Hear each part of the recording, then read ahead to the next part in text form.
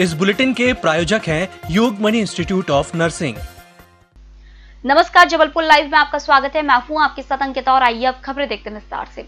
जिला मुख्यालय जबलपुर से 35 किलोमीटर दूर घुघरी गांव के पास मंगलवार सुबह 8 बजे सड़क हादसा हुआ।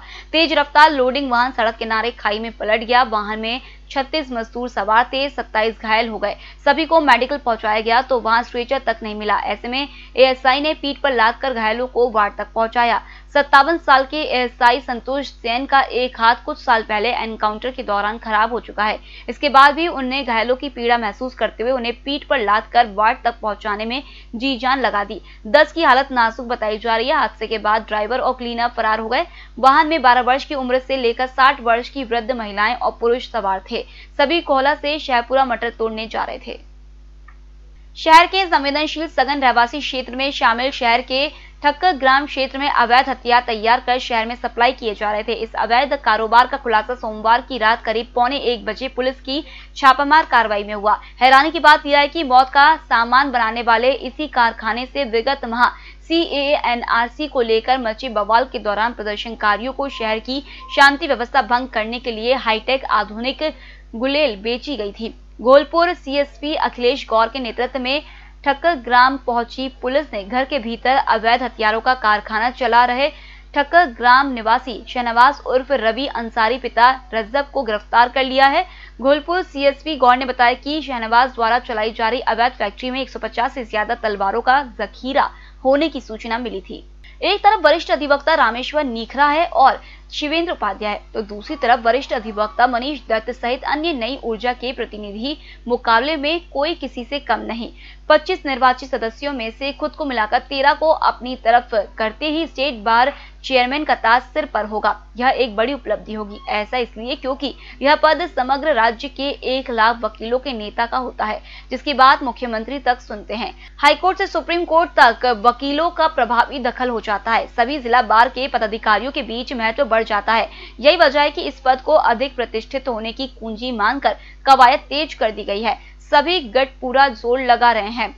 जिनको दोनों तरफ अच्छा बना रहना है वे पशुपेश में है। एक उम्मीद नई कार्यकारिणी में स्थान बनाने की भी है। मसलन उपाध्यक्ष कौन होगा, अन्य समितियों में मुख्य कौन बनेगा, इसे लेकर शर्त थोपकर समर्थन का वादा जारी है। प्लॉट की खरीद फरोख्त में 1 लाख रुपए कमीशन व मारपीट के प्रकरण में राहत पाने के लिए पुलिस थाने में खर्च हुए लगभग 60,000 रुपए 2 वरना जान से मार देंगे। यह धमकी ग्वारीघाट क्षेत्र निवासी एक बिल्डर के घर में घुसे हथियारबंद बदमाशों ने दी। रकम न मिलने पर बदमाश सोफा पर रखे करीब 18,500 रुपए लेकर भाग गए। बिल्डर ने ग्वारीघाट थाने में बदमाशों के खिलाफ शिकायत दर्ज कराई है। साथ ही घर में लगे CCTV कैमरे के वीडियो फुटेज भी पुलिस को सौंपे हैं।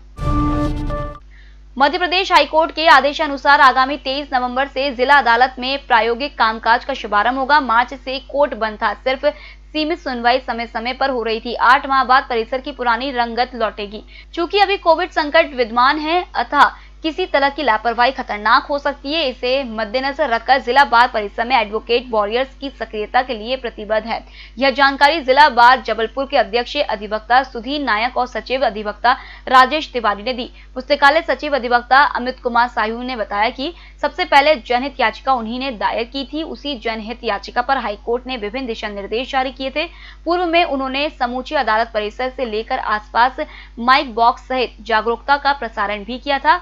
उसी की पुनरावृत्ति करेंगे। साथ ही प्रत्येक अधिवक्ता और पक्षकार को मास्क, सैनिटाइजर और शारीरिक दूरी का पाठ याद दिलाते रहेंगे। फिलहाल अब वक्त हो चला छोटे से ब्रेक का, हम फिर हाजिर होंगे। आप बने रहिए हमारे साथ। Yogmani institute of nursing, Jamdar hospital Jabalpur. Nursing के क्षेत्र में करियर बनाने का सुनहरा अवसर। प्रवेश प्रारंभ BSc nursing, post basic BSc nursing, GNM। पता 198/2 Raigwa, ward number 72, Arihant warehouse के पीछे, पाटन बाईपास चौक के पास, जबलपुर। होटल गौरीश्री भोपाल शहर के बीचों बीच स्थित ठहरने की सर्व सुविधा युक्त जगह है। Room available in affordable prices. और facilities free wifi, AC, TV, parking, security, lift, full sanitised room, toiletry kit. Hotel Gaurishree, hall number 8, Chittor complex, MP Nagar, zone 1, Bhopal. Phone number 7898128620। Break के बाद आपका फिर से स्वागत है और अब बढ़ते हैं अगली खबर की ओर। खाद्य पदार्थों की निगरानी के लिए दल गठित किए जाएंगे। खाद्य पदार्थों की जांच भी नियमित रूप से होगी। संभाग आयुक्त कविंद्र कियावत ने सोमवार को इस संबंध में खाद्य अधिकारियों को निर्देश दिए। इसमें कहा गया है कि जांच से संबंधित साप्ताहिक रिपोर्ट दें। जिले के बाहर से आने वाली खाद्य सामग्री की विशेष रूप से जांच की जाए।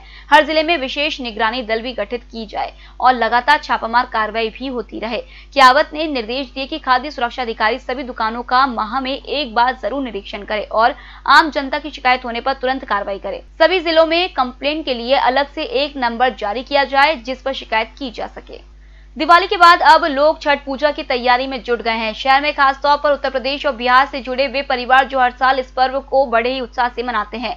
दरअसल छठ पूजा की शुरुआत 2 दिन पहले चतुर्थी तिथि को नहाय खाए से होती है। इसके बाद पंचमी को लोहंडा और षष्ठी को छठ पूजा होती है, जिसमें सूर्य देव को शाम को अर्घ्य अर्पित होता है। इस साल छठ पूजा 20 नवंबर शुक्रवार को मनाई जाएगी। छठ पूजा सूर्य देव की आराधना और संतान के सुखी जीवन की कामना के लिए मनाई जाती है। इस त्योहार को कार्तिक मास की शुक्ल पक्ष की षष्ठी तिथि को मनाया जाता है, जहां छठ पूजा का व्रत 18 तारीख से नहाय खाए के दिन शुरू होगा। इसके बाद इसे छठ पूजा के दिन सूर्योदय अर्घ्य के बाद खोला जाएगा। तिथि के अनुसार छठ पूजा 4 दिनों की होती है, जिसमें बहुत कुछ होता है। व्रत रखने वाले जल स्रोतों और नदियों के घाटों में रत जगह भी करेंगे।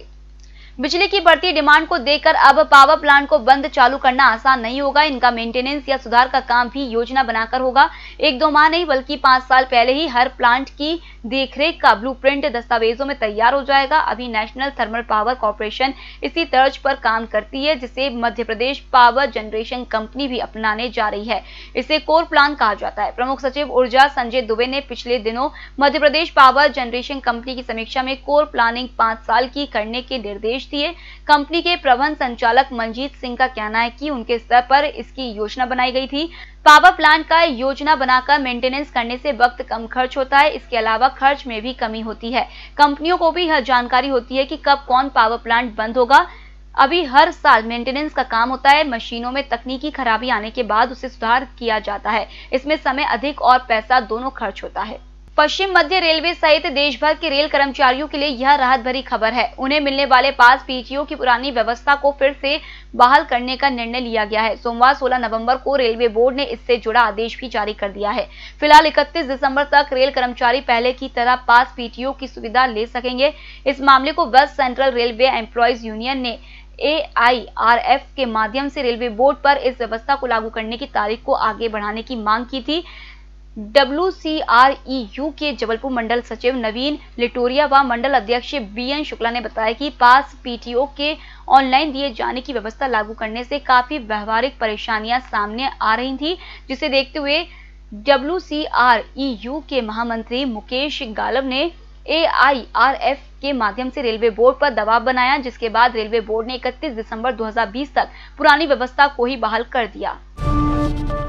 कोरोना से स्वस्थ होने पर सोमवार 16 नवंबर को 28 व्यक्तियों को डिस्चार्ज किया गया है। वहीं बीते 24 घंटे के दौरान मिली 1351 सैंपल की परीक्षण रिपोर्ट्स में कोरोना के 48 नए मरीज सामने आए हैं। आज डिस्चार्ज हुए 28 व्यक्तियों को मिलाकर जबलपुर में कोरोना के संक्रमण से मुक्त होने वाले मरीजों की संख्या 12,584 हो गई है और रिकवरी रेट कम होकर 93.70% हो गया है। रविवार की शाम 6 बजे से सोमवार की शाम 6 बजे तक बीते 24 घंटे के दौरान आए 48 कोरोना संक्रमितों को मिलाकर जबलपुर में कोरोना पॉजिटिव व्यक्तियों की संख्या 13,429 हो गई है। बीते 24 घंटे के दौरान कोरोना से किसी भी व्यक्ति की मृत्यु की रिपोर्ट प्राप्त नहीं हुई है। जबलपुर में कोरोना से मृत होने वाले मरीजों की संख्या 213 ही है। जबलपुर में कोरोना के एक्टिव केस बढ़कर 632 हो गए हैं। आज कोरोना टेस्ट हेतु 1338 व्यक्तियों के सैंपल लिए गए हैं। विगत 24 घंटे में डिस्चार्ज किए गए व्यक्तियों की संख्या 28 है। आज दिनांक तक कुल डिस्चार्ज किए गए व्यक्तियों की संख्या 12,584 है। हमारा रिकवरी रेट 93.70% है। विगत 24 घंटे में मृत व्यक्तियों की संख्या 0 है। आज दिनांक तक कुल मृत व्यक्तियों की संख्या 213 है। वर्तमान में जो एक्टिव केस हैं वो 632 हैं। कुल सस्पेक्ट व्यक्तियों की संख्या 740 है। कुल एक्टिव कंटेनमेंट क्षेत्र 20 है। संस्थागत क्वारंटीन किए गए व्यक्तियों की संख्या 737 है।